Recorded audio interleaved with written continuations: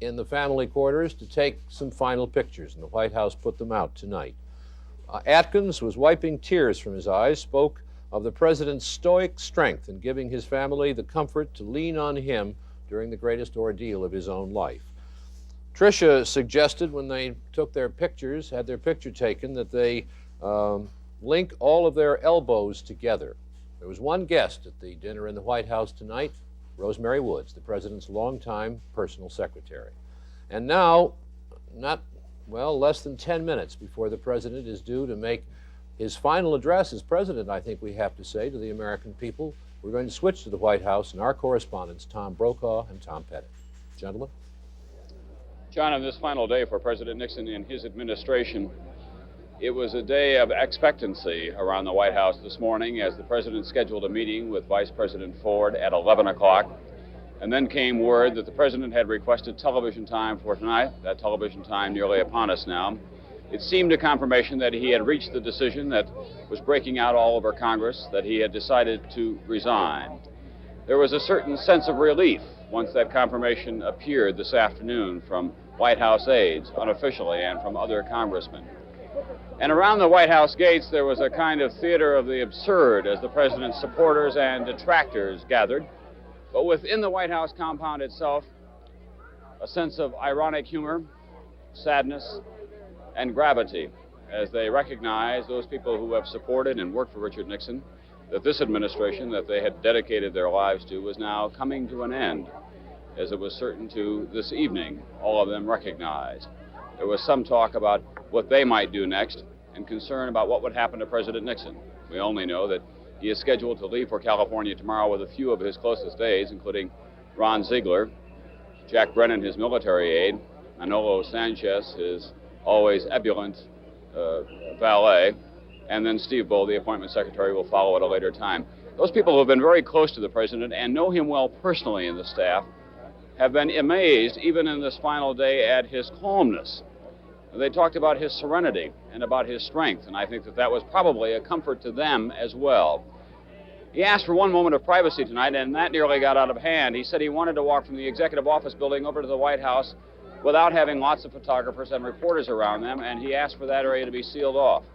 Well, the White House guards sealed off the entire White House complex, and reporters and visitors were not able to get in or out of the White House at that time. The White House later apologized, which has been unusual in these final few days as well. It's been kind of a frantic time. The president worked most of the day in his EOB office, which is filled with the mementos from his 28 years in public life.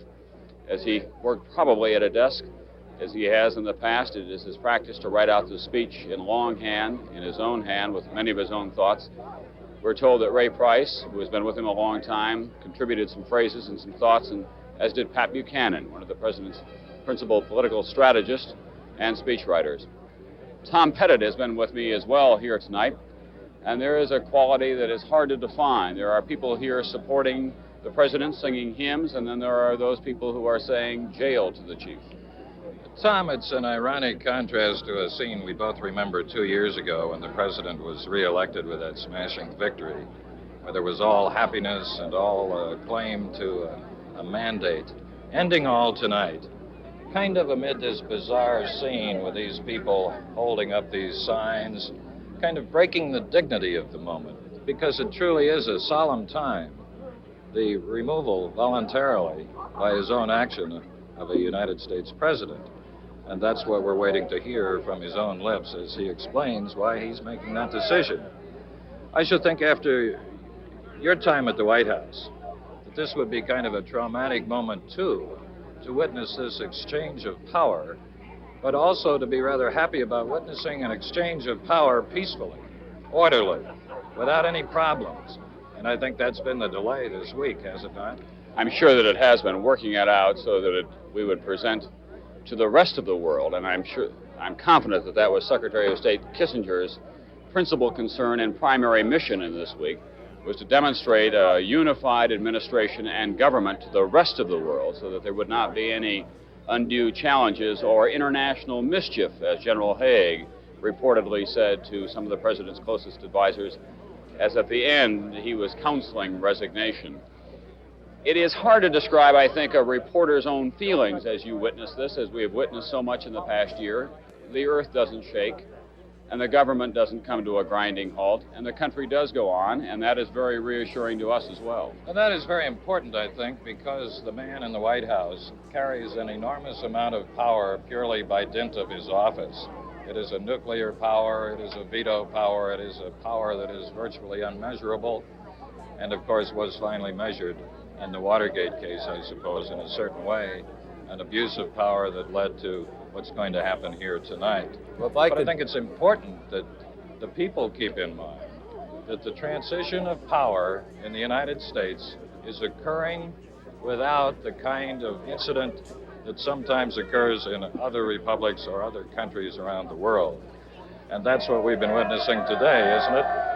The arrangements being made, carefully worked out, so that Mr. Ford can come into office knowing exactly where we stand in the world, so that he knows exactly where things are in the White House, what his powers actually are.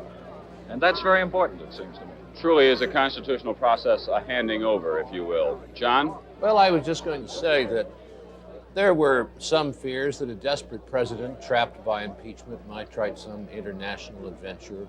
There wasn't a shred of evidence that Mr. Nixon tried to do any of that, as far as I'm concerned, or anybody else is concerned. But what also occurs to me, and I'd like you both to think about that, is that I don't think an American president could get away with that.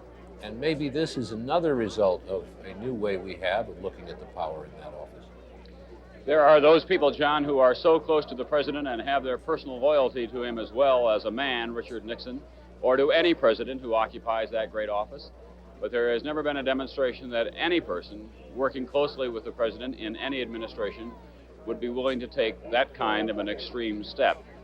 It truly has been a graceful transition, if you will, here today, and it has a uniquely American character about it. As all of these people gather outside the White House gates, supporters and detractors, as I said, civil to one another, signs side by side saying support the president and impeach him. And there is something uniquely American and reassuring about that as well, however much this does not measure all of America outside of 1600 Pennsylvania tonight.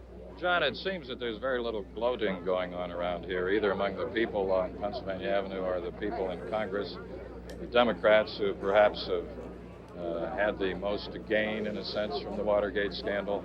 There is very little sense of gloating going on. Well, I don't think anybody should be gloating. My own view is that the most rabid anti-Nixon people in the country shouldn't be gloating. This kind of transfer of power has never taken place in the United States before, and it is in fact and indeed a national tragedy that we have come to this with a man who occupies the highest office in the land, a very unique office under the American system, quite unlike presidents in many other countries. So that it is a tragic moment in our history, and I don't think anybody, George McGovern, who was trounced by Nixon 21 months ago in that election, said today that he was sorry that things had come this way, and I don't think there's anybody, be he a partisan Democrat or a right-wing Republican or anybody in between, who would not feel, as I feel, and I think we all feel, sort of kicked in the stomach by this. It's a national tragedy of just terrible proportions, and yet, as I look around at the United States today, going to work and looking out the window, the country is not racked with strikes. There aren't people fighting other people. There are no mobs in the streets. There are no riots in the country. And I think it's been demonstrated with great vividness that this wrenching ordeal, which it is not tearing the country apart by any means. The American people, I think, in this hour, if I may be allowed to say this, are living up to their responsibilities and learning to live with tragedy. And I think that my colleagues there on the White House lawn would agree with me. I think that it's a terrible moment for the country, a terrible moment for Mr. Nixon, but overall, we have not reacted badly to the tragic events which are unfolding, and the power is going to be transferred in an orderly and constitutional way from one man who is leaving now, going into political exile in California, to another man who 8 months ago had as his highest objective being Speaker of the House of Representatives. And tonight, or tomorrow, Gerald Ford will become the 38th President of the United States. But now it's time for the 37th President to talk, Richard Nixon. And he is going to speak to us now from the Oval Office in the White House in Washington. President Richard M. Nixon. Good evening. This is the 37th time I have spoken to you from this office, where so many decisions have been made that shaped the history of this nation. Each time I have done so to discuss with you some matter that I believe affected the national interest. In all the decisions I have made in my public life, I have always tried to do what was best for the nation.